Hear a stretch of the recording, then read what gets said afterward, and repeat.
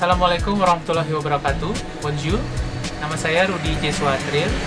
Saya lahir di Padang, Sumatera Barat tahun 1978. Saya menyelesaikan pendidikan sarjana saya di Universitas Gunadarma pada bidang sistem informasi. Kemudian pada tahun 2008, saya mendapatkan beasiswa Erasmus Mundus dari Uni Eropa untuk melanjutkan pendidikan ke jenjang master. Adapun program yang saya ambil adalah Master di bidang Vision dan Robotik atau disingkat dengan VIBOT. Program Master VIBOT diselenggarakan di 3 universitas yang berada pada 3 negara yang berbeda.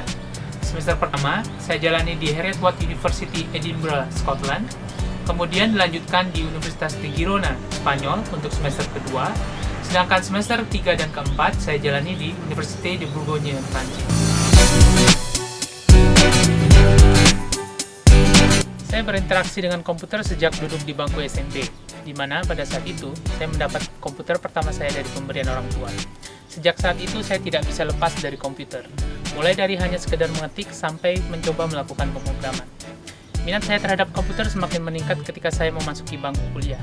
Di sana saya menemukan bahwa komputer dapat dimanfaatkan pada semua aspek kehidupan kita, mulai dari sekedar hiburan, pengelolaan informasi, sampai dengan hal-hal yang rumit seperti pengendalian pesawat terbang.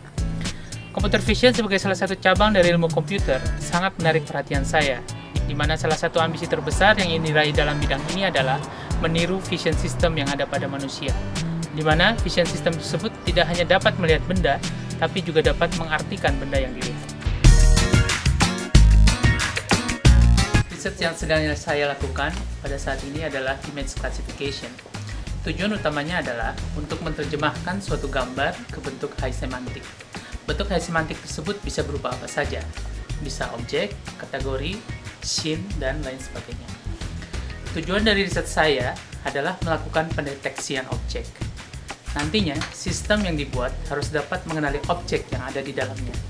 Contoh, kalau kita mempunyai gambar seekor kambing, maka sistem yang dibuat harus dapat mengatakan bahwa di dalam gambar tersebut terdapat seekor kambing. Tantangan yang dihadapi semakin kompleks ketika sistem harus bisa mengenali objek tersebut dalam gambar sehari-hari, di mana gambar objek tidak selalu tampil sesuai dengan kondisi yang kita inginkan karena pengaruh beberapa hal, seperti pencahayaan, pose, oklusi, ukuran, dan lain sebagainya. Tantangan lain yang juga berat adalah adanya variasi dalam suatu objek, atau yang disebut dengan intra-class variability. Dan objek yang berbeda terkadang mempunyai properti yang sama, atau disebut juga dengan inter-class variability. Untuk mewujudkan hal tersebut, saya menggunakan pendekatan Bag of Words.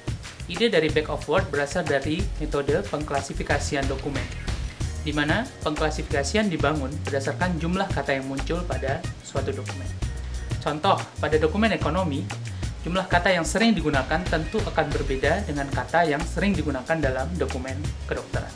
Dalam hal ini, gambar akan diperlakukan sebagai sebuah dokumen teks, di mana di dalam gambar, kata diganti menjadi kata visual atau visual word. Kata visual didapatkan dengan mengekstrak bagian-bagian dari suatu objek dalam gambar.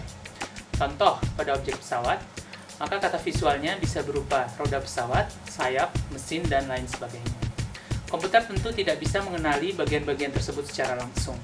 Kita harus merubah bentuk-bentuk tersebut terlebih dahulu dalam satuan angka yang biasa disebut dengan feature. Proses transformasi ini disebut dengan feature extraction. Feature yang digunakan harus dapat menjawab tantangan yang telah disebutkan tadi, di mana feature tersebut harus invarian terhadap rotasi, ukuran, oklusi, dan lain sebagainya. Pada akhirnya, untuk dapat mengenali suatu objek, maka sistem tersebut harus dilatih. Tahap ini disebut dengan tahap pembelajaran. Tahap pembelajaran diperlukan untuk melatih sistem dalam mengenali suatu pola. Dalam pengenalan objek, sistem dilatih untuk mengenali pola-pola objek tertentu. Sebagai ilustrasi, untuk mengenali seekor kambing, maka sistem harus dilatih untuk mengenali fitur-fitur yang dimiliki oleh kambing dalam berbagai variasi.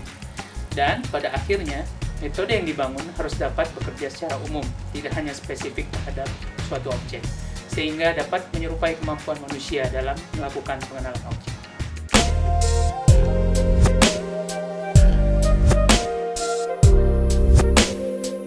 Tentunya saya mempunyai harapan untuk dapat mengaplikasikan hasil dari riset ini di Indonesia.